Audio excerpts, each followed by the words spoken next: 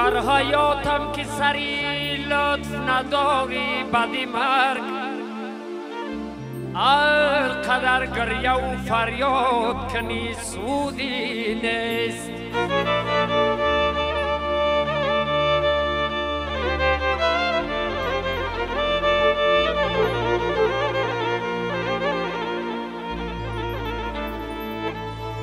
با کنجی مسجدی جامع خوشا نوازی کسی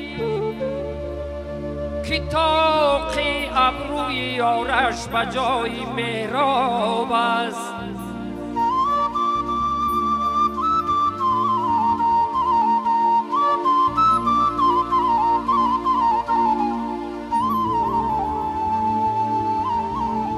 نصیب بود که بچه را توی کنم جامعه بپوشانم و خوشروی کنم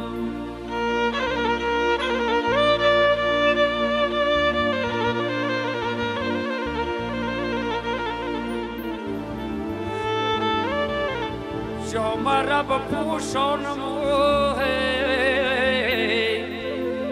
خوشروی کنم حالا با خاطر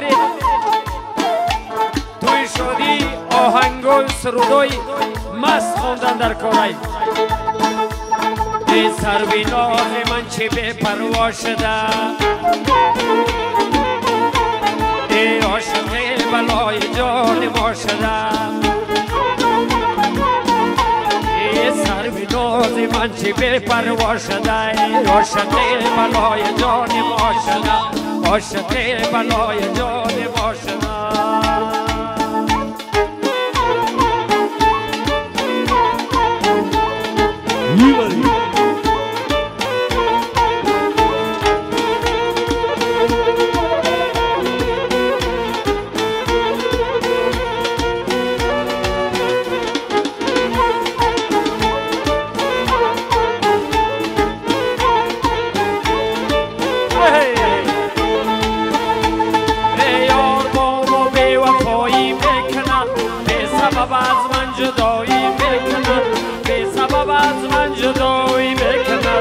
عاشق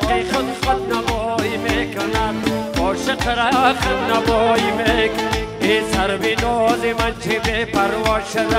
سر بی ناز من چه بی پروا شده ای عاشق بلای جان ما شده ای عاشق بلای جان ما شده ای عاشق بلای جان ما شده ای سر بی ناز من چه بی پروا شده ای سر بی ناز من چه بی پروا شده